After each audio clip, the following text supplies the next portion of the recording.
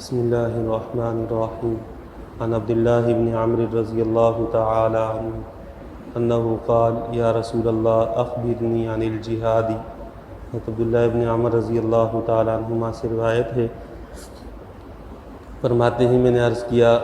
یا رسول اللہ مجھے جہاد کے بارے میں بتائیں کہ جب جہاد کے لیے جائیں تو اس وقت کیا کیفیت اور کیا نیت ہونی چاہیے۔ فقال پیغمبر صلی اللہ علیہ وسلم نے فرمایا یا عبداللہ بن عمر ان قاتلت صابرا محتسبا بعثک اللہ صابرا محتسبا۔ اے عبداللہ ابن عمر اگر تو اللہ کے راستے میں لڑنا شروع کرے، تکلیف پر مصیبت پر صبر کرنے والا ہو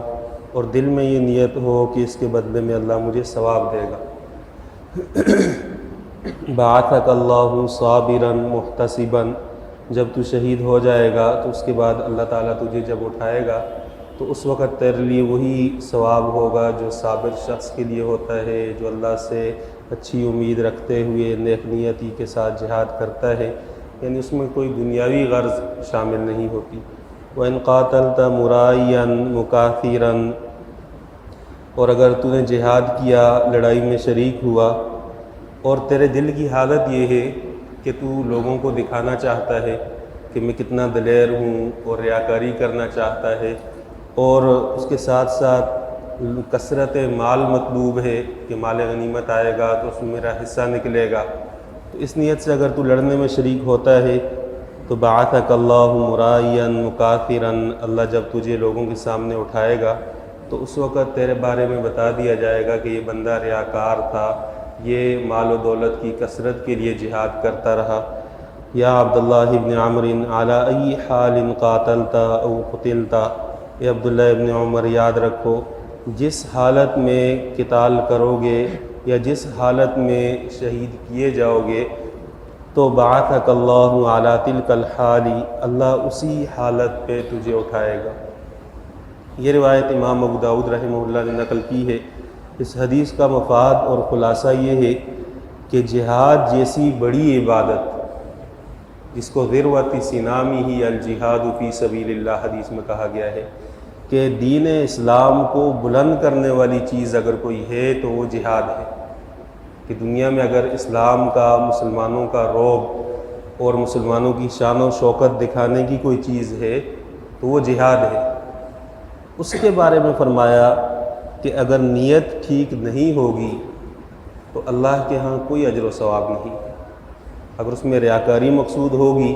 اللہ کے ہاں کوئی اجر و ثواب اس پر نہیں ملے گا۔ اس سے پہلے حدیث گزر چکی ہے کہ اجرت لینے والا، تنخواہ پر کام کرنے والا، اس کے لیے کوئی اجر و ثواب نہیں ہے۔ اس حدیث میں بھی یہی مضمون سمجھایا گیا ہے۔ پھر آخر حدیث میں فرمایا جس حالت میں انسان مرتا ہے اللہ تعالیٰ اسی طرح اس کو لوگوں کے سامنے اٹھاتے ہیں۔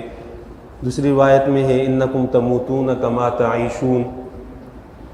تیسری روایت میں ہے انکم تبعثون کما تموتون، کہ جس حالت میں انسان زندگی گزارتا ہے عام طور پر موت اسی حالت میں آتی ہے۔ یہ ایک ضابطہ ہے کہ اگر زندگی اس کی نیکی میں گزر رہی ہے تو جب موت آئے گی تو وہی حالات ہوں گے جو عام طور پر ہوتے ہیں۔ اس لیے ہم بعض لوگوں کو دیکھتے ہیں کہ ان کا سجدے میں انتقال ہو گیا، بعض لوگ نماز کے لیے مسجد میں آئے، یہاں ڈاکٹر سلیم صاحب تھے مدینہ میڈیکل میں، وہ جمعے کی تیاری کر کے مسجد آئے تو ان کا انتقال اسی طرح ہوا۔ ایک عادت رہی ہوگی جمعے والے دن اہتمام سے پہلے جانے کی، اللہ تعالیٰ کے ہاں وہ مقبول عبادت بن گئی، اللہ نے اسی حالت میں ان کو موت دے دی۔ تو جس حالت میں انسان زندگی گزارے گا موت اس کی اسی حالت میں آئے گی۔ اگر گناہ کی زندگی گزار رہا ہے اس حالت میں موت آئے گی۔ ایک مرتبہ یہاں گلشن چورنگی سے آگے ایک حادثہ پیش آیا تو گاڑی میں جو بندہ گاڑی چلا رہا تھا، گاڑی کو تو اتنا نقصان نہیں پہنچا تھا لیکن بندے کا انتقال ہو گیا تھا۔ اس کی گاڑی میں اس وقت گانے چل رہے تھے، جب اس کا انتقال ہوا تو اس وقت اس کی گاڑی میں گانے چل رہے، جب اللہ تعالیٰ کے سامنے پیش ہوگا اسی حالت میں پیش ہوگا تو اس وقت بندہ کیا کرے گا؟ فرمایا جس طرح زندگی گزارو گے اس طرح موت آئے گی، انکم تبعثون کما تموتون، جیسے مرو گے اس طرح اٹھائے جاؤ گے، کہ جو جس حالت میں مرتا ہے اللہ کے سامنے اسی حالت میں پیش ہوتا ہے۔ یہاں تک کہ مجاہد جو جان دے دیتا ہے، اخلاص کی انتہا ہے کہ ایک بندہ جان ہی دے دیتا ہے تو اس کے بعد بچتا کیا اس کے پاس؟